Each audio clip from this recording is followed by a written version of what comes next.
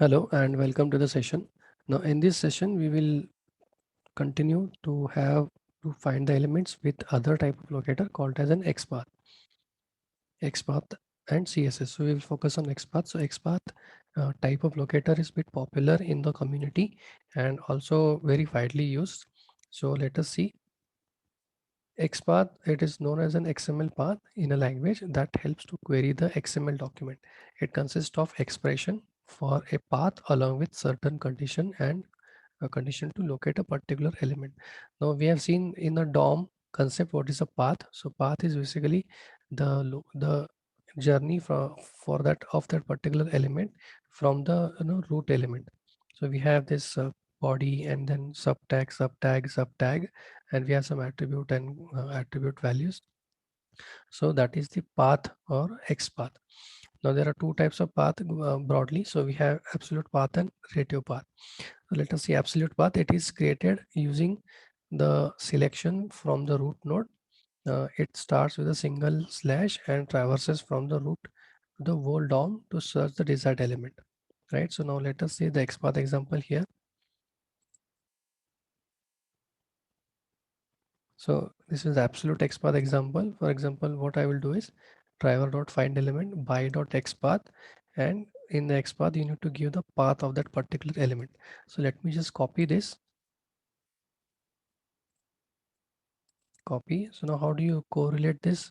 So I have this website, let's say github.com, and here I will do like right click and inspect. Right now in the inspect section itself, click here and do Control F. So once you do Control F, if you see this bottom, one window has come up. So just paste it here, paste the path, enter. Right. So now if you see there's one element found with this XPath, and this is the path. So basically the XPath for this search text box, that is what is mentioned here. Absolute search XPath text box. So now this is the XPath. This is the XPath. Sorry, this is the XPath for this particular text box. So XPath is basically, if you see, the traversing is from the root like slash HTML slash body slash div1 slash header and up to the input 01 part. So this is how the absolute XPath for every element is. You can know with this and you can find it. Now the question is why. The question is, what is this absolute XPath and why should we not use the XPath, or what are the disadvantages? Now if you see, the disadvantage is, now today the element is, let's say, here. Tomorrow or in the subsequent release of your website or for any element, the image will change or the pattern will change, or if you see, the element will be misplaced here and there, or there will be some technical changes. Okay, because of that, what will happen, the traversing to that particular element using this XPath may not be possible, or it will break. Why? Because the HTML part will keep on enhancing and we cannot track it for every release. Right. So that is why absolute XPath is prone to errors, and there is no guarantee, it is not reliable. It is that is why in most of the cases XPath, absolute XPath is not used. Okay, so that is the disadvantage. Disadvantage is the XPath may change in the different release or in the subsequent release. Let's say version 1, version 2, or version 3 of your website, XPath will definitely change, and that is why we should not use XPath. So the solution for that is relative XPath. So this expression is generated from the middle of the DOM structure, right? So it is represented by // denoting the current node. Okay, so here the search will start from the mentioned tag name and the string value. It is more compact, easy to use, and less prone uh, to be broken. Now what is this basically? So what I'm doing, so irrespective of whatever is the absolute XPath, let's say for example I know that this particular portion, let's say // div and this one, so with this one I can still be able to find the element. So it's kind of a relative XPath wherein what I will tell to the Selenium that find any element with this particular relative XPath. That means before this particular a starting point. If there is any other traversing has to be done, or any kind of a different ways of traversing, you can do the traversing. But this is the basically the relevant XPath should exist in the absolute XPath. So that is how you can optimize it, and you can zero in on a relative XPath. So this is very less prone to error. Why? Because now we are focusing on 1 2 3 4 5 6, so six level of traversing. So instead of, let's say, 12 or 13 levels of traversing, we are just using limited levels of traversing. So this is less prone to error. Okay, so let us see the relative XPath here. So this again for the search box, if you see, instead of all this thing, I am searching it from header, div, all these things all the way up to input one. So if what I will do is I will just also use this. So remember, this is starting with 1 /, this is starting with 2 /. So now what I'll do, I'll copy this, and so this I will, let me clear it first. Okay, so this is cleared, and here I'm putting plain text. So if you see, it has found the same element again, one of one. So one element is found. So this is the same element it has found, but now the actual path for traversing is little bit optimized, little bit reduced. So that is why in most of the cases, if at all you have to use XPath, the suggestion is to go for the relative XPath. Okay, now this is one example. Okay, so what are the other things in the XPath? So XPath is again having a lot of other ways to find the element. For example, something called as traditional selector, right? So this XPath and CSS, finding the element using XPath and CSS is very important from interview perspective also. So we will see XPath a little bit detailed. So let's say, so all other things, all the remaining uh, ways to find the element using XPath are based on the relative part. So relative XPath. So it will basically start with this 2 /. If you see, everywhere it is starting with 2 /. So what is this? Let's say this one, this particular using traditional selector. So what is a traditional selector? That find any element with this particular tag. Okay, so if you see, everywhere there is a tag. So find any element with this particular tag, but in that element, in that HTML of that element, you should have an attribute called as type and the value equal to text. Okay, so let us see this practically. So copy this, and let me just clear this one, and I will just paste it. Okay, so one of the 7 elements. So what are the 7 elements? Just click on the down arrow. So this is the third element, fourth element, fifth element, sixth element. So fifth, sixth, seven, right? So now what we'll do, we will just find the first element,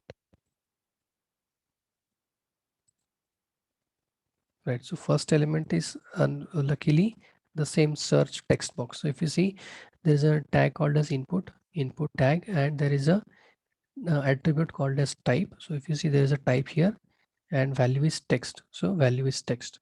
So that is how you can find the element using XPath with relative XPath, but with some attribute, like type is an attribute and text is the value. So if there is any other type, any other ID, any other attribute and its corresponding value, you can use that. Remember, the goal is to find a unique selector so that you can interact with the unique element. Okay, so that is the aim throughout, right? So now using traditional selector. So now if you see, the tag name is input. Now instead of that, I am using a, and attribute is href and the value. So value, if you see, it should be in single quote, and the exact value whatever you want to put here. So if you see, let us copy this and see. So this is basically a sign in button. So once again, I'll just clear it and paste. Right. So if you see, this is the element it has found. So this is that sign in button. Okay, sign in button. So A is the tag name, href is the attribute, and /login. So if you see, the value here is /login here, /login. So that is what we are doing here. So so the tag name, attribute name, and attribute value.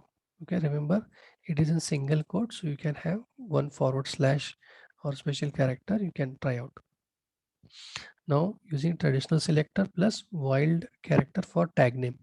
Now instead of this tag name specifically mentioning the tag name, you can specify star. Star means wild character. So any tag name, but the attribute is href and the value is login.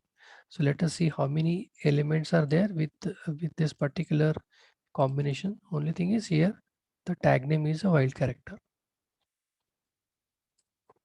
So remove this and paste it here once again.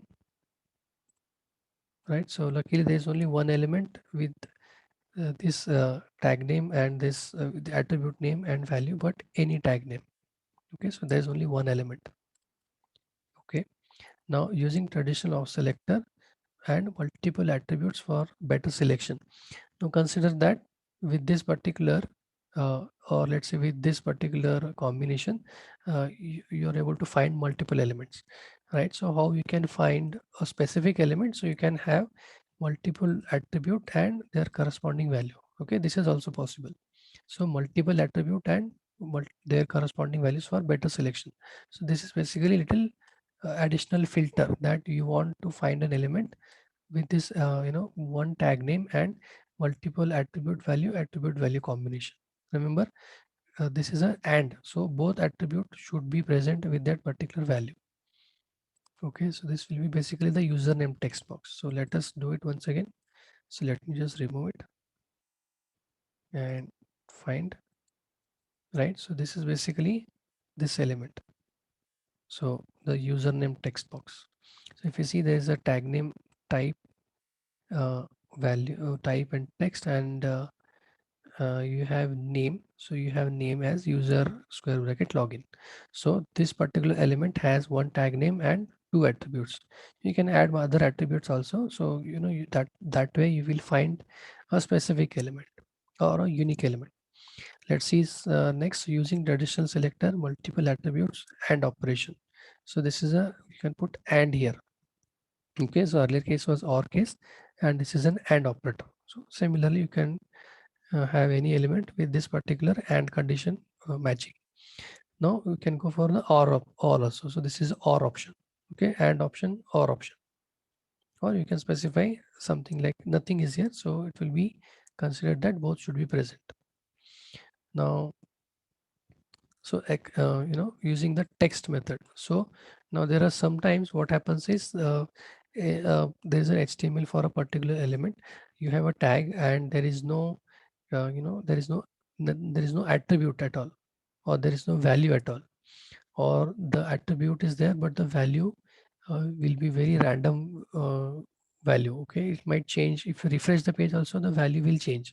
So in that case, but the if the text remains the same, then you can go with the text method. So now inside finding by XPath you have a text method itself.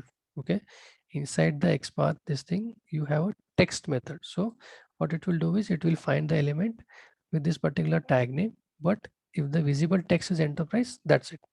Or if the visible text is marketplace, so that's it. So let us just see where is it matching. So copy this and let's see.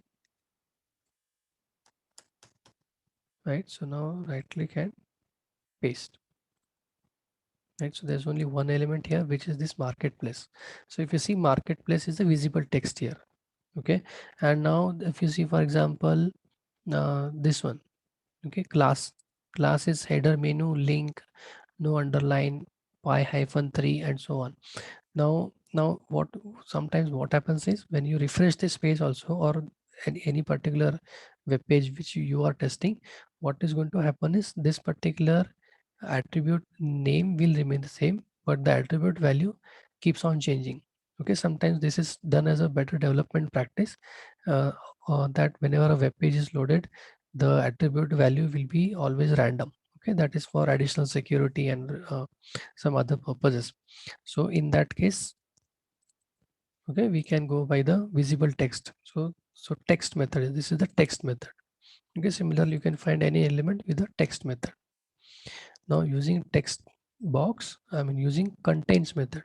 Okay, so now there's a method called as text. Now there's a contains method in Xpath. What is this contains? So contains is basically a wild character, and it is also applicable for the attribute values.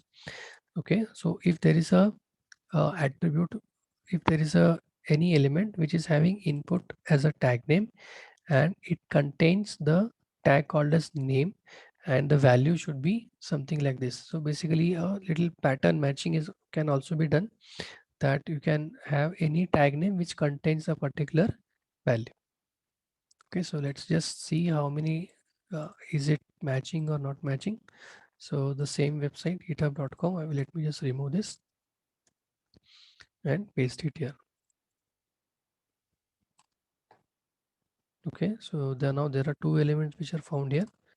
One is username, and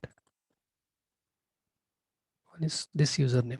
So now there are two usernames which are found. Okay, so with this using the contains method. So contains, the type as the ID, the tag as input, and any attribute with called as name and attribute value. Okay, so contains. So similarly, you can go with type equal to text, and other options also.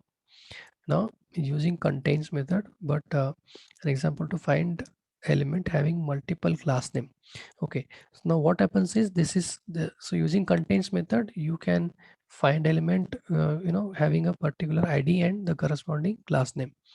Now if the class name is there, but having, there's a blank space here. Okay, so if you see the value of the class name, let me just show you in the HTML. So far, whatever we have seen in earlier example, find element by class or class name. Okay, if you see find element by class name. So what is the issue here? What is the problem here? That it is expecting the class name attribute should have only this value. Okay, so the class, so ID will have something, name will have something, and class for that particular element will have only this value. But that may not be the case always. What happens is, normally in multiple websites, what happens is the class name may be multiple class name. Okay, this is also done for some specific reasons, for optimizing the code and all. So for that, what we do is, we have contains method but add red class attribute. So let's just run it and see which element it finds. Okay, so it is finding this. Oh, there are 6 elements here. So the first element is this one. First element is this text box here. Okay, this is the text box. Okay, if you see here the class name, there are multiple classes here. So there is a blank space here, blank space here. So this particular element is represented by multiple classes because of some internal reasons. Now how to find that? So that is what we have done using the Xpath and contains method. Contains method, it should have this class, and it will compare the multiple classes here. Okay, obviously there is a blank space here. Okay, so it will find the element. Now using contains method, but method plus text method. So now if you see, there is a text method, there is a contains method. Okay, contains, and inside the contains method also we can go for the text also. Okay, so tag name and any attribute which contains something. So the visible text should be, let's say, marketplace. Okay, so in the contains method we can use the text method. Sometimes this will be asked in interview, that can we use the text method inside the contains method? Can we use the text method inside the contains methods? And the answer is yes. This is the example. So let's just see which is the element it is finding. Copy. So it will be basically username text box. Okay, username text box. So once again, let me just remove it and paste.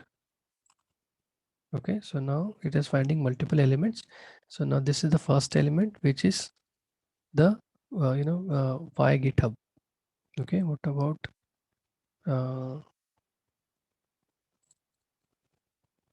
second? So it will be this one, marketplace, and third one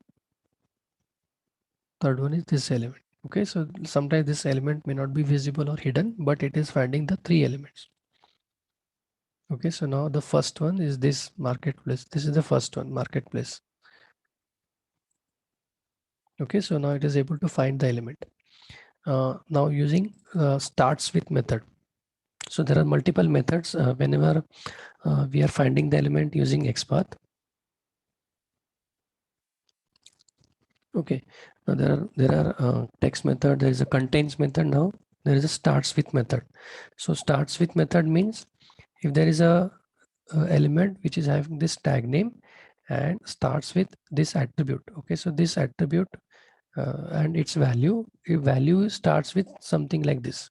Okay, so if you see as we have seen the class name, there can be multiple classes, but what I want is the class attribute value will start with this thing. So starts with, and the class attribute value should start with something like this. Okay, so this will also be found. Let us just see how it is found. So this y GitHub link. Okay, so now let me just clear it. Okay, and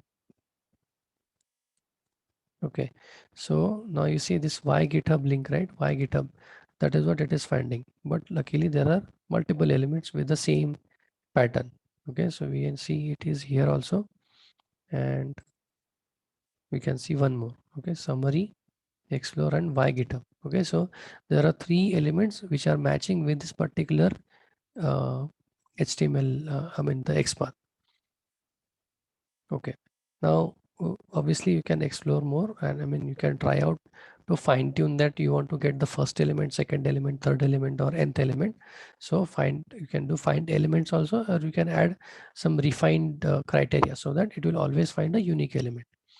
Now, using starts with method and text method. So text method inside the starts with a method. This is also possible, and this can be a question also in the interview. Can we use the text method inside the starts with method, right? So starts with is simple. So it starts with something, and it should have a text which says team. Okay, so it should start with a keyword called as team. So let us just see, is there any matching element. It is basically the team link will be there. So let us just run it. It is cleared, paste it, right? So now there are again three elements which are found. So one is this team, so that is what we want here, and there can be other elements. Okay, so this is also team, right?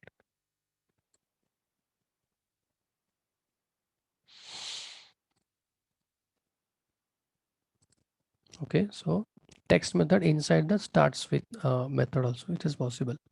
Now using index to find the nth element. What is this index here? So if you see, for example, this one, so Xpath, so tag name contains src, this thing. Now what happens is within using this, okay, using this you may find multiple elements. So out of that I want to use only, let's say, first, second, third. So input 2. So I want to use the index 2. Okay, but sorry, the total 2, that means index 1, so 0 1. So I want to find a particular input 2 here. So that is how it can be found. So using index to find the nth element. So this is the index. Okay, input and square bracket. So let us just run it and see which element it is finding. Okay, so now there are two elements found. Okay, so this is the first element, which I think it is not highlighting anywhere here, and the second is, click on this down arrow. So this is the second one.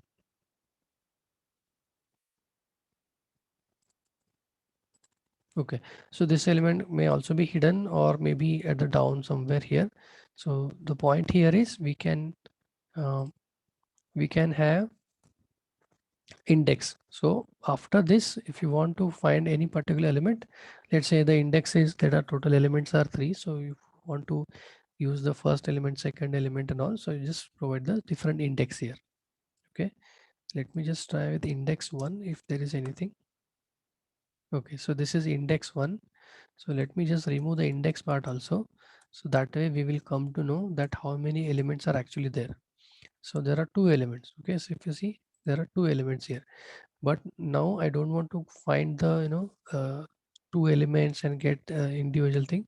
So what I will do is I will just pass on the index of that particular element, so that way I can refine the search and I can find the exact element.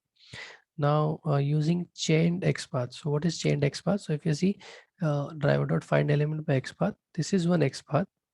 Okay, this is one XPath, and in the body also, if you see, there is one more which is added here. Okay, by some means. So that is also, so this is called as XPath is chained. Okay, chain means one is added to another and added to another. So one of the good example here is, let's say what you do is you find the parent element here, and from that parent element you chain the XPath, so it will find the sub element. Okay, so that is basically chained XPath. So now this complicated XPath mechanism are not that much frequently used, but it is good to know from the interview perspective as well. So let me just remove it. Okay, I removed everything and now paste. Okay, so yeah, this is the element which is what we are finding here. Okay, sign up your team. Okay, this is the one. So sign up using the chained XPath. Okay, so if you are very clear to use XPath, so it is preferable to use XPath or CSS anyway, but then it all depends on your project guideline what to be used. Okay, so remember, yeah, so let's just run it and see what is happening, whether it is able to find all the elements. So basically when it finds all the elements, it will also so when you find the elements, right, and when it quits the browser, that means it has found all the elements. Okay, so no element finding uh, uh, statement has failed. If the browser is closed, everything is fine,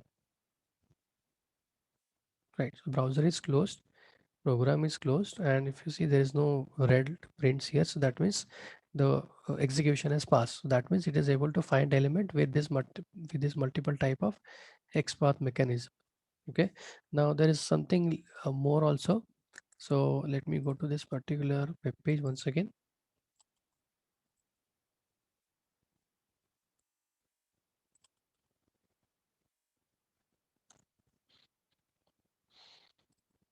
Okay, so this is the web page in question now.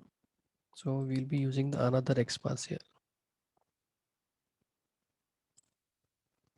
So what is happening here? So something called as ancestor expression. Okay, what is ancestor expression? It is it is to select all the parent or parent of the parent elements of the current node. So if you, let's say you are able to find a current node, and if you want to go to the parent or parent of parent, so basically you want to find the ancestors. So using ancestors you can find. So how do you do that? You have an ancestor option here. So uh, this is your basic XPath for a particular element, and if you want to find its ancestors, so do like this. So slash ancestor colon and whatever. So you have to provide the tag name here. So let's just run it and see whether it is able to find the element. Right. So now I am on this page. I inspect something.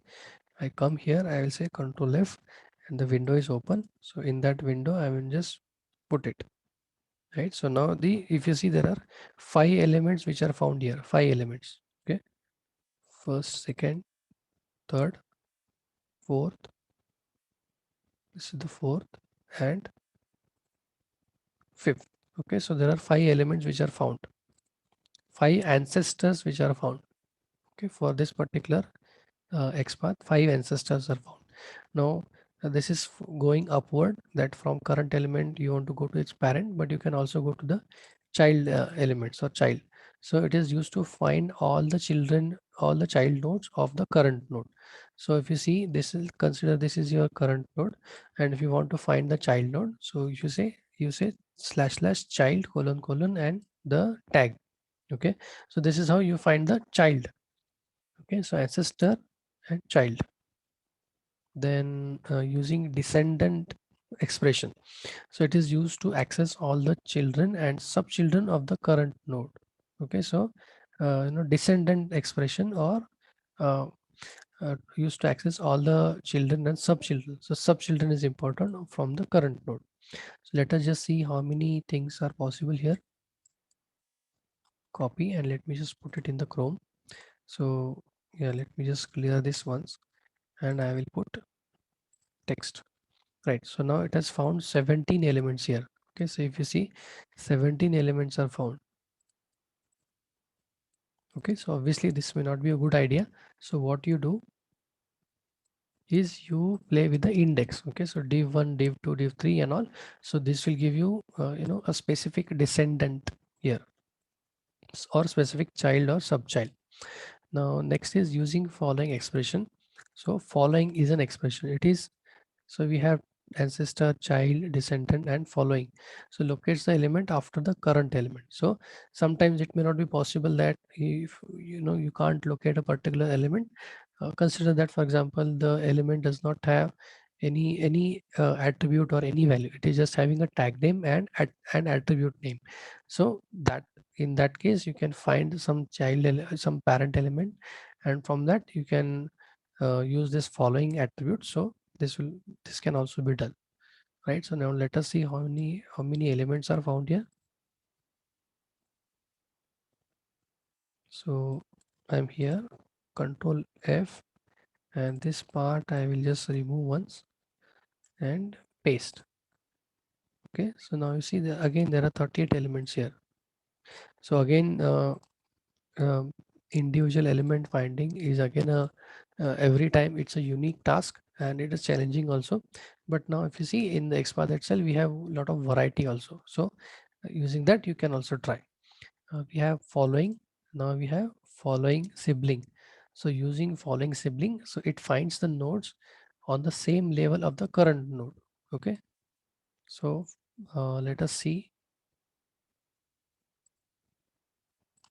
So you are following sibling expression. So let me just Control F and Control V. Right, so now there are 37 elements which are found, which is good. Now that you at least know that there are multiple elements and you can interact with individual element. Okay, so using following sibling expression. Now using preceding expression. So this is preceding expression. So it is used to select all the nodes present before the current node. So that is basically preceding expression, preceding. So let me just run it.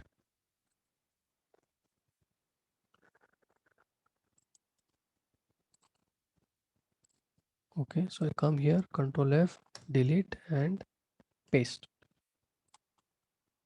Okay, so again there are 22 elements which are found.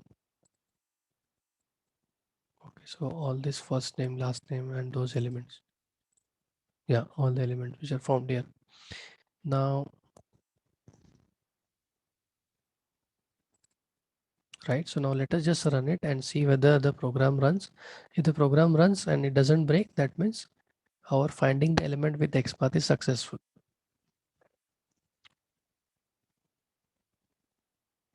Okay, so it has opened the browser and it will find the element, but it will not interact with the element, and it will just close the browser.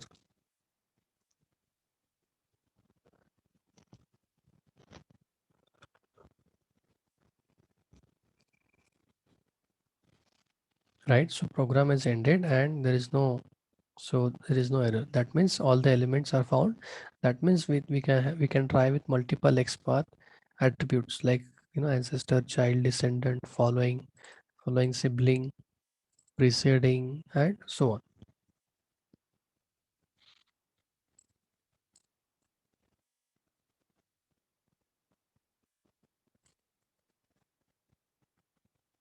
Okay, so now the next part is the CSS part, which we will be seeing in the next session. Thank you.